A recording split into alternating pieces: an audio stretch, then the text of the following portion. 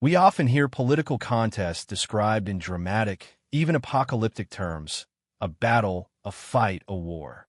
But there is one phrase we must decisively reject: the idea that a modern democratic election is a religious war by Christians against other faiths. This narrative is dangerous and fundamentally wrong. It distorts the nature of our faith and poisons our civic life. For the next few minutes, we're going to look at the theological and civic reasons why this claim is false and what true Christian political engagement should look like. Our goal is not to win an argument, but to understand our identity and responsibility as citizens of two kingdoms, the kingdom of God and the nations we live in. Let's begin by clearly defining our terms. Historically, a religious war, or holy war, has one unmistakable characteristic. It uses force or state-sanctioned violence to impose one religious ideology or authority upon others. The goal is conquest, dominion, and the elimination of religious rivals. This model requires a state that actively enforces religious purity and a church that uses the state's sword. This concept is entirely disconnected from the New Testament model of the church, which spreads through persuasion and service, not through tanks and ballots. To call an election a war is to invoke a spirit of coercion that is contrary to the gospel. Jesus rejected the political military path to power. We are called to follow his example. In stark contrast, a democratic election is a civic process. It is a peaceful, legally defined method for citizens to participate in establishing temporal law and order. The fundamental method is persuasion followed by consent expressed through a vote.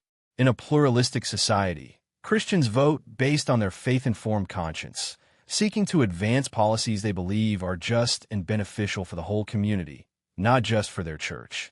They are acting as citizens fulfilling a duty, not as soldiers initiating a conquest. We must honor the boundary between the authority of the state and the spiritual mission of the church. The core of this truth lies in the concept of the two kingdoms, an idea developed from Christ's own teachings. We are dual citizens. Our highest allegiance is to the kingdom of God, a spiritual reality. Our secondary, earthly responsibility is to the city of man, the political realm.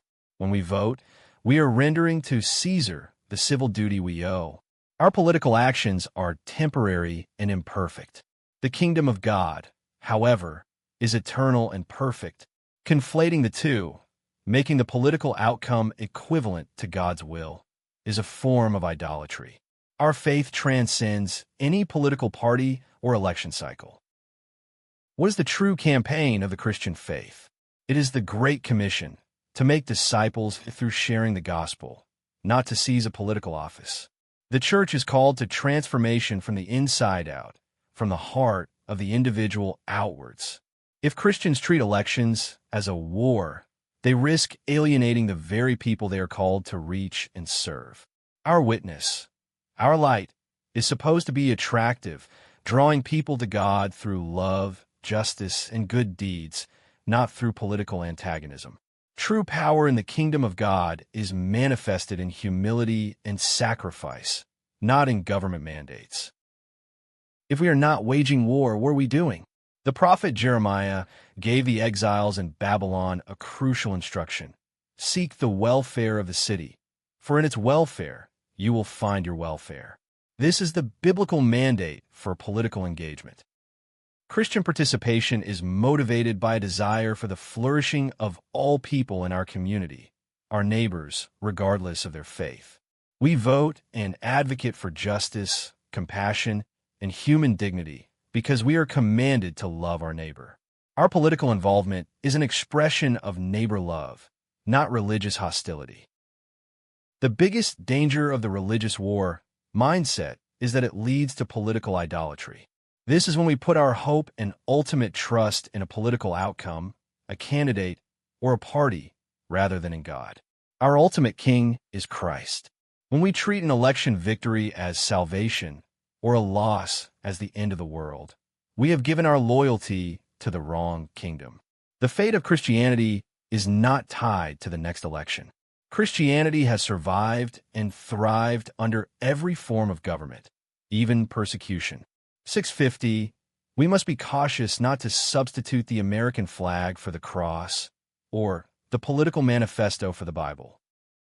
True Christian commitment to religious liberty means advocating for the right of all people to practice their faith peacefully, without fear of persecution or discrimination. We do not seek to silence or oppress other faiths. We seek to uphold a civil society where the law protects the rights of everyone.